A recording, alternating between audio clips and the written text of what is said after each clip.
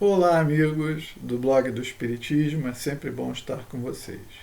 Hoje eu gostaria de trazer à nossa atenção um assunto extremamente relevante, grave, sério, que a espiritualidade vem informando, e eu tenho visto isso numa infinidade de mensagens, psicografias que a gente recebe hoje pelas mídias sociais, Facebook, nos grupos espíritas, no WhatsApp, amigos, e a espiritualidade superior, amorosa, vem trazer a sua preocupação, pedir a nossa colaboração, auxílio, ajuda, não só no sentido de preces, mas de esclarecimento a respeito de tantos que hoje desencarnam e não percebem a sua condição, não compreendem o fenômeno da morte.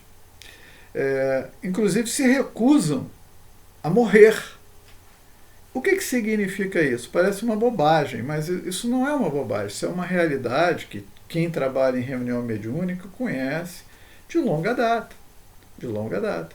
O espírito chega numa reunião para ser socorrido, atendido, ajudado, e ele diz: por favor, ajuda, teve um acidente, está ali, o carro caiu ali, a minha mulher, os meus filhos estão lá, por favor, ajuda.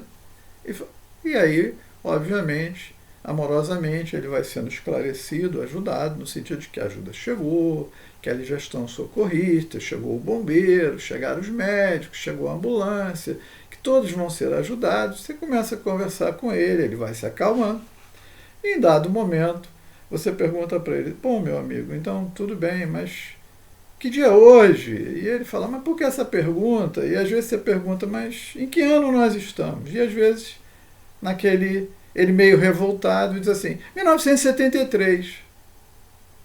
Então, ele está vivenciando aquela cena desde aquela época. A questão da contagem do tempo no mundo espiritual é bastante distinta e diferente. E a espiritualidade está dizendo que está com muita dificuldade de ajudar os espíritos que desencarnam hoje. E aí entra uma série de fatores que a gente precisa considerar. Primeiro, as crenças, quando a pessoa tem uma, e o que ela ensina, ajuda e psicologicamente sugestiona a pessoa no que diz respeito ao momento posterior ao fenômeno da morte. A falta de crença também daqueles que acham que a partir da morte existe o nada, e até aqueles que acreditam, até os espíritas, lidam muito mal com isso se a gente for entender a coisa de uma forma clara. Poucos de nós estamos preparados para perceber, compreender o fenômeno, aceitá-lo e nos desprendermos do nosso corpo físico com o amor, a gratidão, mas também a liberdade. Na verdade, o que a gente percebe é que tem espíritos que estão imantados na matéria por apego às pessoas, apego a coisas, apego a objetos, animais, ideias, títulos, ilusões, que, obviamente, prejudicam essa separação, esse afastamento. Eu acredito que a situação ideal, como a gente vê descrito lá na obra O Céu e o Inferno, de Allan Kardec, onde uma série de espíritos descrevem a sua situação, desde aqueles espíritos felizes até aqueles em condições medianas, espíritos de criminosos, suicidas. Mas vamos pegar os felizes. Aquele indivíduo que ali, naquele momento do funerário, já está totalmente desprendido do corpo, livre daquilo, sem vivenciar toda aquela situação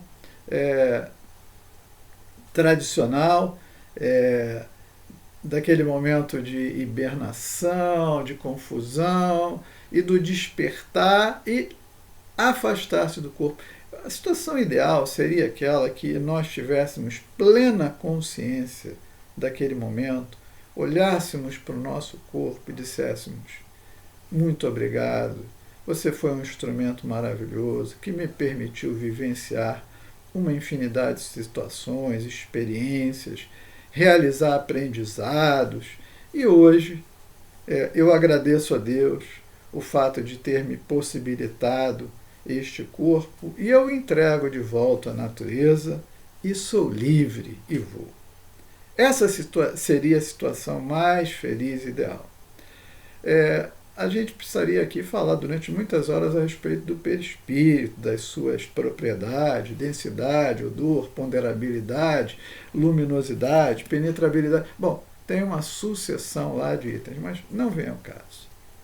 Acho que o ponto crucial é o seguinte: o quanto estamos livres, o quanto estamos presos. Às vezes as pessoas me perguntam, o que você acha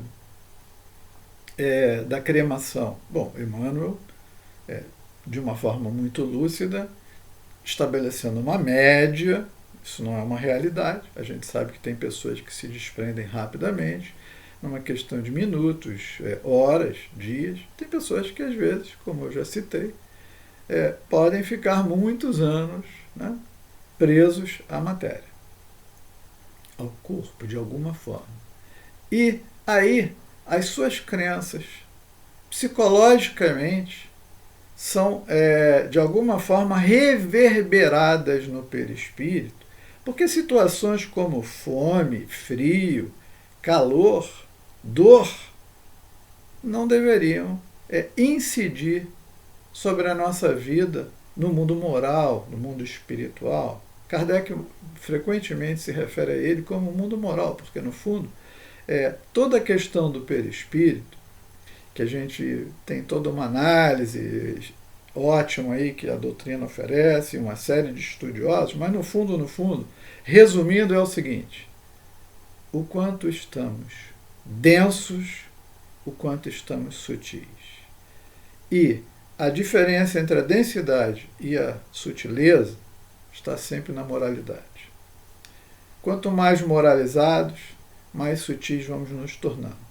Ainda neste planeta, no processo das sucessivas reencarnações, e quando vamos galgando oportunidades de cada vez mais sutilizados, leves, densos, menos densos, podemos nos candidatar a mundos mais elevados, exatamente nessa questão.